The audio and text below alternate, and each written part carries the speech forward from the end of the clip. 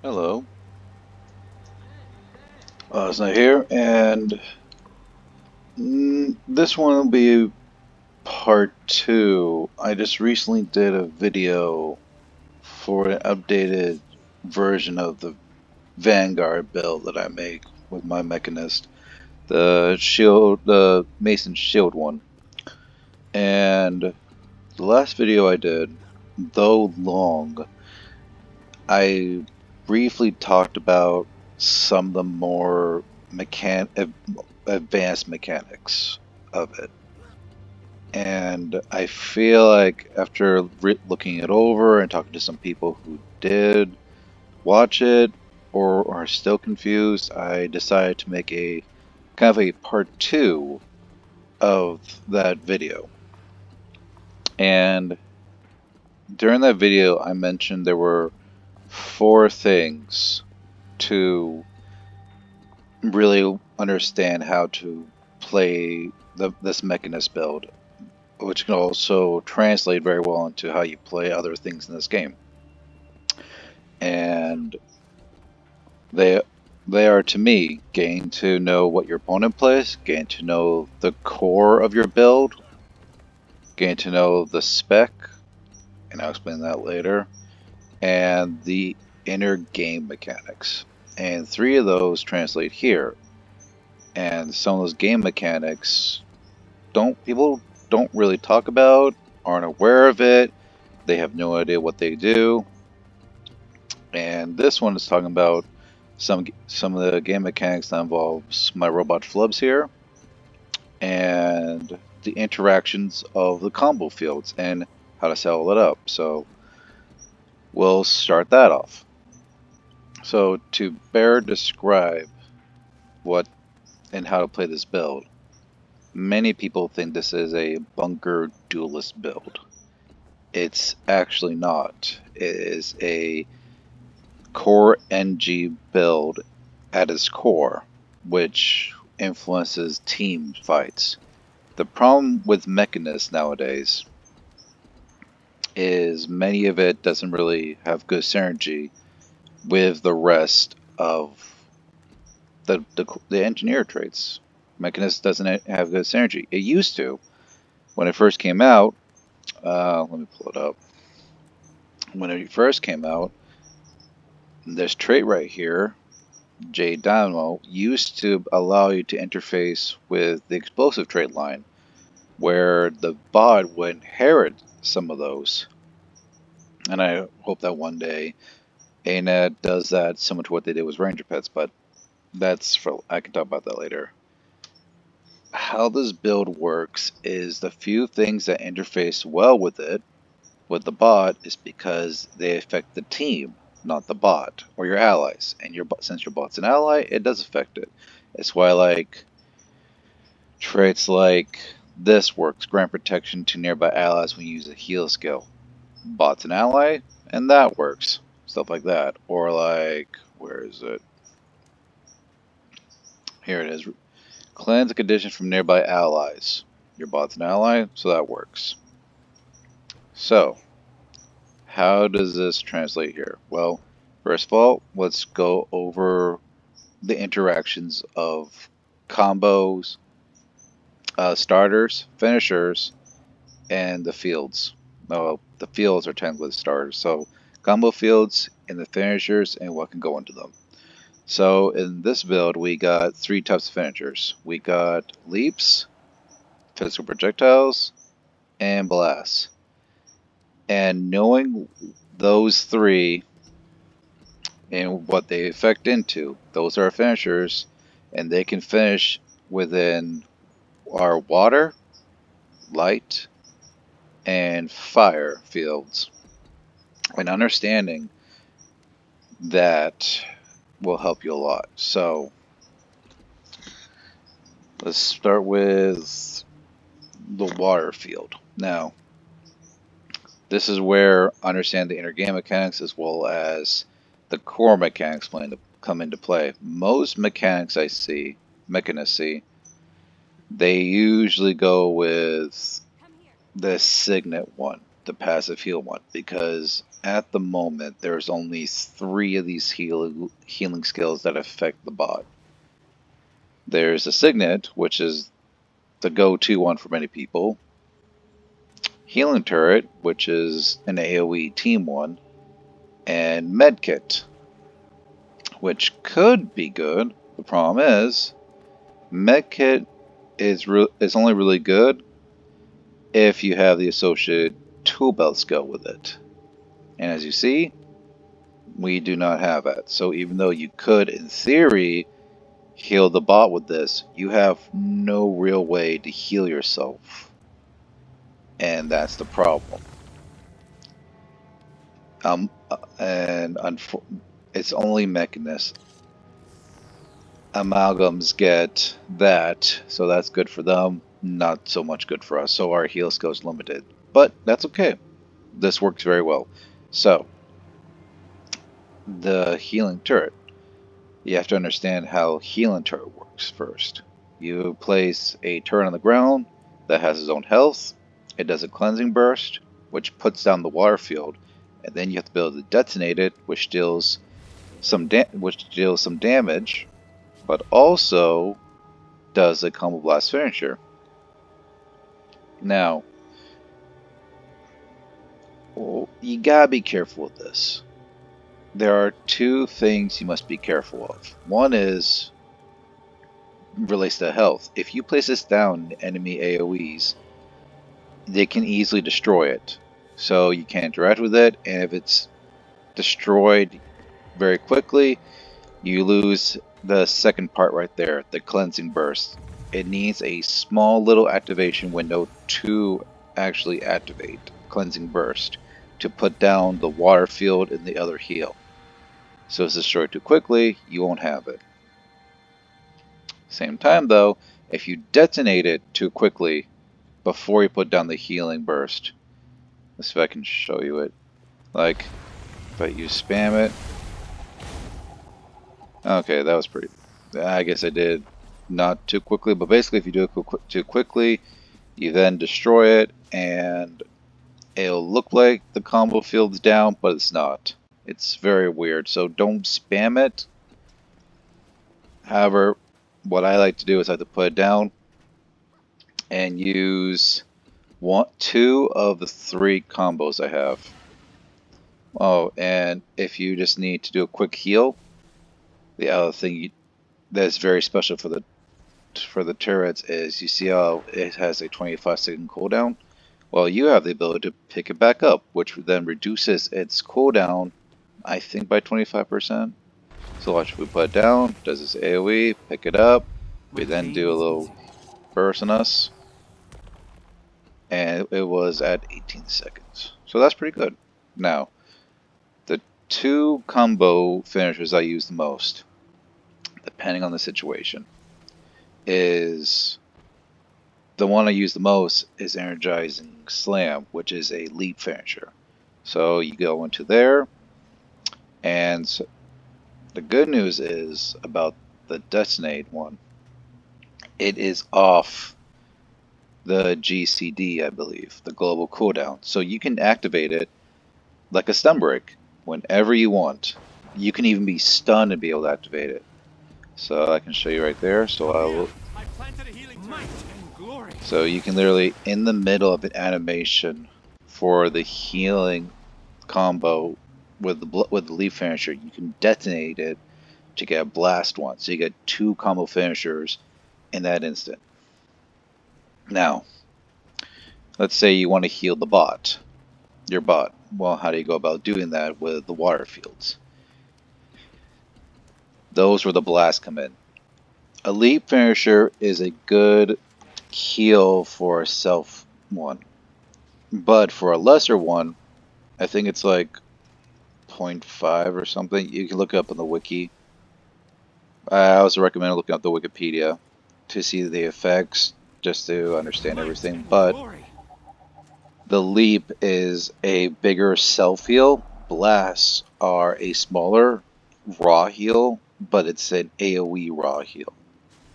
And we have technically 4 blasts to work with. One, as you've seen, is from the healing turret itself. But then we have one from shield, one from elixir gun, and one from flamethrower. And for me personally, my set of priorities is dependent on what effects I want out of it. So majority of the time, I will go into flamethrower and use flame blast for the blast effect because it has a low cooldown, 6 seconds, and you can swap into it very quickly, and it's pretty much always be there. And then you have acid bomb, which is second. So it's a blast and it's also an attack. So in the middle of a fight, you can put this down, heal, and deal damage at the same time, or get away. And then we have magnetic shield. Come for a blast. It's a CC, so you get to knock people away or reflect. It's a good way to try and recover and give yourself some breathing room. However, like I said, priority for me is using Flame Blast from Flamethrower and Acid Bomb. And depending on how you want to interact with your opponents, how you go about it. Like let's say you want to heal and then get away. So you put this down, and as you're flying, you can detonate it like that. Or you just want to hurt them in the middle of a heal. It all depends on how you want to interact and deal with people. So why don't I use physical projectiles a lot in this? Of the 3 effects you get out of physical projectiles, with it, water is probably not as important, because if you use a physical projectile in water field, you just put regen yourself. We have quite a lot of abilities to put regen ourselves with this build, so don't worry too much about it. In fact, you can probably just stand in the water field and just do other field combos to get the most of it, because the water field from the healing turret only lasts 3 seconds, I believe. Now, that is our water field. Keep in mind, I said an AoE. So unlike the Signet, which heals the bot no matter where it is, in order to heal the bot with this, the bot has to be near you when you use the healing turret and the skill. So always use like return to me to heal it, or be near your bot when you use it. Or your allies. Don't forget, this is a semi-team build, so you can use these to help heal your allies as well. Very handy. Now, so next we'll go into the light field, elixir gun. We can access our light fields with super elixir. It puts down a combo field of light. Now, what light does is a little different in terms of set priorities from what we got out of the water, and I can explain that later, right now. So what light field does is, the skill there, it does a small heal, removes conditions, but the field of light is a cleanser. We put the light field down, and our interactions with it will help out with conditions. It's how I've been able to cleanse more or not. So I'll put down light field, and if you use a leap, we get a combo field of a light aura. So with the combo field of light, we go into it, and if we use a leap finisher, we get light aura. And as you saw there, for a split second, the tooltip went away pretty quick. It reduces incoming condition damage by 10%. Not bad, but the main thing that I personally use the combo field of light for is its cleansing properties, which we can get from 2 of them. And again, so we put a combo field of light down, and again we go into set priorities, blast, but since you're here you can use acid bomb and shield. Now don't forget, in this build, when we cleanse, we put regen on ally, but they have to be near us when we do it. So you put down the combo field of light. You can do blast, blast, stuff like that, and you begin to cleanse around you. Pretty nice. And that's how you get stuff off you, your bot, and everything. And the other priority is if you have some extra conditions on yourself, we have 3 physical projectiles in this build, I believe. We have Rocket Punch, or Prototype Rocket Punch. We throw our shield, but the one I use the most is the Trank Dart, because it has a 20% chance to remove a condition off of us if we use a physical projectile in the field of light. It's one of those ones where it's not the synergizing with hold on, so I think it's chain reactivity. Yep. However, it's really important to be able to do that kind of stuff. Or if you want to do a quick CC in it, you can use Rocket Fist. Or if you're in the middle of it, you can throw your shield. Nothing wrong with that. Very handy. Because, like, let's see if I can just do this real quick. So you can also spam it when you're doing quickness. So I'll pop quickness and see, so you can just keep firing. And I just got 4 conditions off myself by just spamming Trank Dart. Not bad. And how I got that is quickness from Flub's explosive knuckle bear. Now, the damage component. Now, we talked about raw healing, cleansing, and now we're going to talk about how we make ourselves stronger. Because since Mechanist came out in its initial incarnation, it was overtuned. In terms of PvP and World vs. World. In PvE, it hasn't really been touched. But back then, this bot over here was overtuned. He had a Defiance bar here in PvP, and so he couldn't. It was hard to CC it.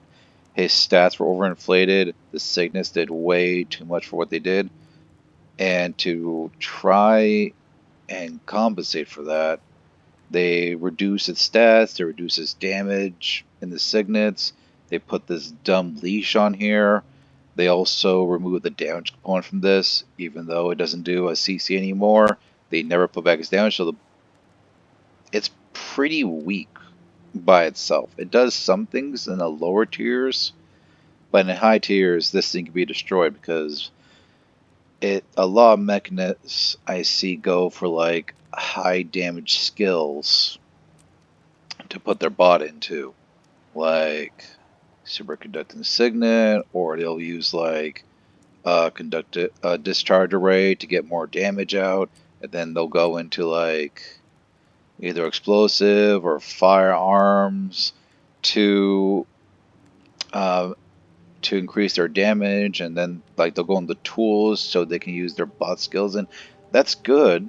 That's fine on paper, but in practicality, in battle, you'll find where the holes are. Because a lot of that sounds good on paper in like PvE scenarios or raids or groups, because you got people to compensate where you lack. And in here, we don't really get that as much. Also, the Mechanist is weaker here. So, sorry, rambling on too much there. So, let me digress and talk about the last field. So, how do we make you and your bot stronger? Fire field. One of the strongest ones we got. Because 2 of them are not as good, but the third effect is really good. Is very nice. So we'll put down the field of fire. So use a combo leap in it. You put a fire aura around you. Next enemy that hits you gets a burn. Use a physical projectile in it, and you can put another stack of burn on your enemies. Don't forget, this is a power build. You can do that if you want to as a condition build, but you got a bunch of flamethrower. You got a bunch of skills on flamethrower. Rocket Fist Prototype does it. Even your bot's J Mortar can put it for.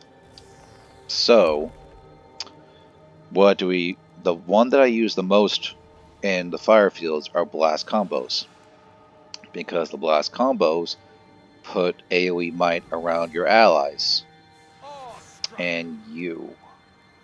So it's about 3 stacks, I believe. So look at our bot here. And again, set priorities: Flame Blast, Acid Bomb, Shield. So as you see here, Stoke the Flames already puts down 4 stacks of might on you. So we'll go there. So we'll do this. So we got 16, and our bot has 22. Just from those small interactions: Flame Blast and Acid Bomb. How did he get that much? Three ways. One was the AoE share application of the blast itself. And the second is from the third function of chain reactivity. When we get our third instance up, we apply more barrier to our allies around us. Your bot's an ally, so that's good. And we get 6 stacks of might. And the most important one is the shift signet right there. One of the passives that it has is it copies whatever boon we have to your bot. So the bot is double dipping into our boons, and that's also how I've been able to get my bot to be stronger and have more defense to be able, and why people think it's tanky, because I know how to use the combo fields to cleanse. I know how to use the effects that I have to my advantage, and the bot's double dips, because again, we got quite a lot of regen.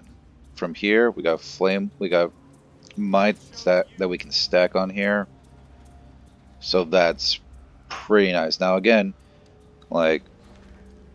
you can use, if you really want to, you can put down there, and then leap through it to get more sustain from yourself. Don't forget, whatever leap or blast finishes we do in there will put sustain on us barrier through chain reactivity. Now you want to weave in and out of all these combos to keep going.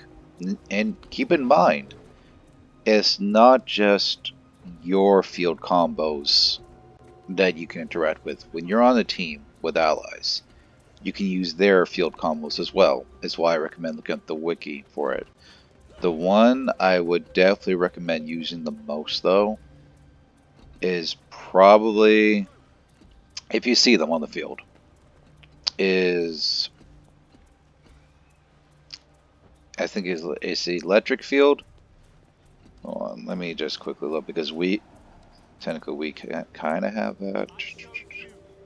Yep, lightning combo field, because if you use a leap in it, you can put a daze on people if you connect it. Or the one I recommend using a lot if you see your allies use it is the smoke field. And if you use blast or a leap into it, you can put stealth on you, or if you use a blast on your bot or allies as well. And I've used that in some matches before. Now, I talked about those hidden mechanics for the fields. Next is something that a lot of engineers may or may not realize that they're doing. It's called kit weaving, kit dancing, or however you want to say it.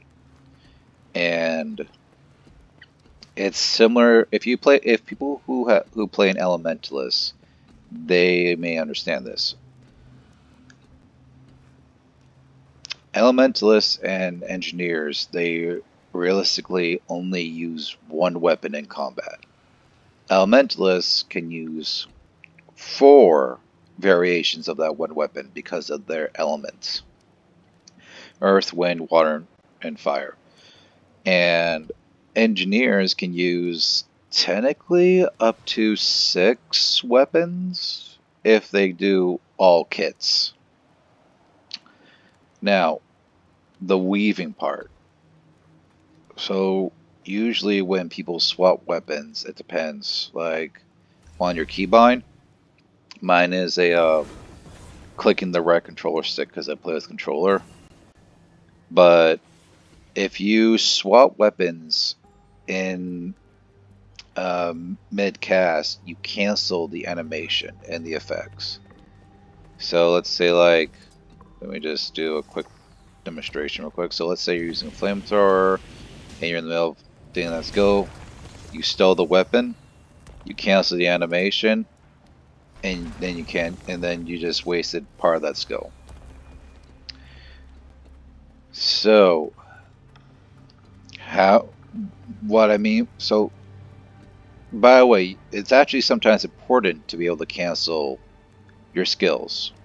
And some of the instances of that is, let's say you're fighting a spell breaker and you're about, or something, and you're about to do some damage to it and they're going to counter attack you. Cancel your animation, call back your bot so you don't trigger it and you know when it's about to blow. Or, just to annoy them, make your bot keep hitting them, dodge roll when it's about to counter attack, and now your bot's tethered and you just get away and your bot just goes right back to it. Or the more famous example is acid bomb. So if you use acid bomb, it's really handy to disengage. You get away from whoever's attacking you, and you go all the way over quite a distance. But one thing you can do is if you use acid bomb and then cancel the animation in mid jump, you don't have to fly that far, and you get the effects. And then you can keep attacking because that's an AoE puddle right there. That's unblockable. So those are some of the few times that you want to cancel your animation by using your keybind that's stow weapon. But back to what I brought this up from is kit weaving. So when elementalists in mid-cast swap to a different element, they can begin to start up whatever they need to from that weapon as they're in mid-cast of the other skill they were just using. It's how they are able to swap in and out of elements so fast, get a bunch of skills going. So because of it, and a bunch of the skills are instant, let's be honest. But for engineers, specifically those that use kits, you can do that with kit weaving. Now, with kit weaving, instead of using swap weapon, which is instant, it goes back to your main weapon, you can weave in and out of these kits. So, depending on what keybind you have your stuff set to, for me it's holding down the right bumper and clicking X or clicking X or B for me.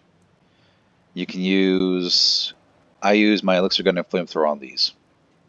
It's how I set up my controller. But when you weave in and out of them, while using the utility skills themselves, they initiate a 1 second, so you can't just swap like from one instantly to the next. But if you were to swap using the buttons, let's say like you use 7 or 9 to swap to your main hand or to each other, and not the drop bundle, which is a stow weapon keybind, you can use kit weaving, which is very similar to Elementalist. So I can show you. So let's say we'll do 9. We're in the middle of it. We'll go down to engine. We'll go down here. We'll cancel that because I didn't want to. Why don't you ever do that when I want you to, Flubs? Anyway, so we'll do it again. We'll throw this down. We swapped. So in mid-cast, like I said, we can swap. So see, The animation was still going as it was holding the shield up. The bad news is, as you saw, don't use it with a shield. That was just for demonstration purposes. So let's say like, so you already got your weapon in mid cast going really fast like that. So that's how you can get the combos out faster. That's how you can attack faster with your weapon skills, because technically you have technically 4 weapons. Your mace, shield, elixir gun, and flamethrower. And finally, the last part is how to use, again, the hand mechanics with flubs here. My bot. How do you want to use them? So some of the inner mechanics I've already talked about. What the skills are: explosive knuckle, crisis zone, J mortar. So I choose those because Mechanist is the only spec of engineer that can only have 1 stun break on his supposed tool belt, because I would rather have I would love it if they changed Bear Engine to be also a stun break and puts 2 stacks of stability so that the Bear Burst skill can go through. I don't know if they're going to do that. That way it gives more people to play around with this kind of stuff. But at the moment, Crisis Zone is our only stun break. Now, don't forget, in order for it to work, your bot has to be near you. And because of the weird pathing issue, let's say like, we'll use, so let's say your bot goes to attack, you see how it's kind of moving that speed. So if you return your bot to you, it moves pretty fast, and you can use that pathing to try and get him to come back, or weave them in and out, body block with your bot, stuff like that. And one other thing is, what helps me a lot is seeing how I will not understand this, especially here in PvP or World War, or even PvE. I don't understand why people have the bot skills cast or set to auto cast, or even on guard. Those are signs of a bad mechanist to me. And I've seen like a bunch of people, streamers, like Valoon, for some reason having his skills on autocast, especially his CC from his bot. You do not want that. You want to be able to have full control over it. And why do I always have my bot on avoid combat? Because on passive, you want to be able to have full control over where it is. You want to be able to know exactly where the bot is. And hidden mechanic is, I think I briefly talked about this. They can find people who are in stealth, not like active in stealth, but they'll go right back onto them when they come out stealth. So it's very nice to have, because as long as you're still in combat, they will always go back to your target that you told them to go for. And I use Jade Mortar there to help me out if I get stun locked, because since it's a daze and does some decent damage, if people are hitting you and you don't want to use your shift signet to get out of it, then you can use that skill to kind of daze them, because if they're so focused on you, then they won't notice them. So another mechanic to use is recall mech. You can use it to set up traps or stuff like that, because in the middle of recall mech, they are invulnerable. And it's something I've been experimenting with a bit. So let's say like we'll tell our bot there to attack, incase is in mid. So see, he's invulnerable.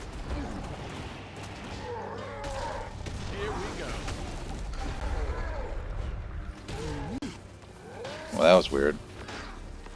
Didn't think I can mount up here. Wrong mount. Oh, Trying to go into dragon to fly off here. Oh well, he's dead. And the other thing I want you guys to know is that one is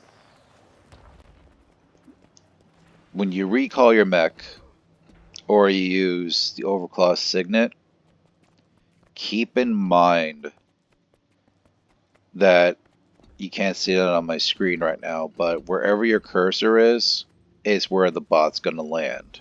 So when I play Natural Cam, I always set my mouse back to the middle of the screen, so that crosshair cursor you see, that's where my cursor is.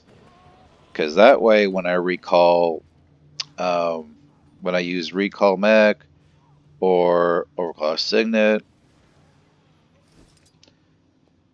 or just any AoE, it's always in the middle. Why is that important? Because if you do, I'll show you real quick, and I talked about this a bit. If you use recall mech or, well, crash down, and it's on a platform that the bot cannot path itself down on, which there's something there. Because when it was right there. Oh, see, no line of sight, so your bot can't come back to you. Overclock signet does not do that. It doesn't give you a nice little warning when it does that. So let's see, where was it? It was like there. Okay, so let's say we use overclock signet there.